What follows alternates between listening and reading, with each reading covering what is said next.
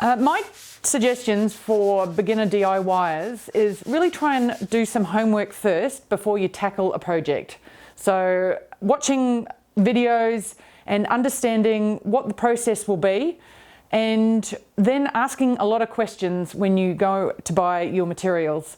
I think even if you are looking to have a project done for you by a builder or a plumber or any tradesperson, even if you're not going to do the skill yourself, like tiling or jibbing, I think watching some of the videos just to understand the process is really valuable, because then you can understand why the tradie's doing what they're doing and what they need in advance. So perhaps you could be a part of that.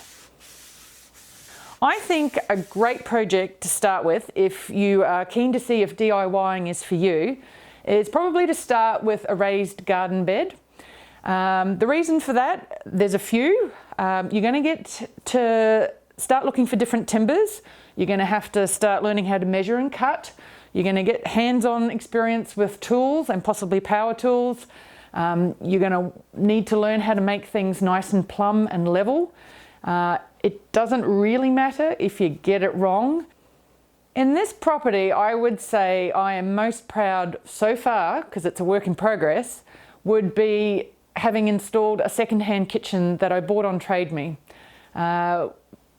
This kitchen here originally cost the previous owner around $26,000 to install. I bought it for $4,000. Yes, I put a little bit more money into it, but I saved some really beautiful hardware from going into the landfill, and I have a beautiful functioning kitchen that is unique and works exactly for the right space for me. I love it.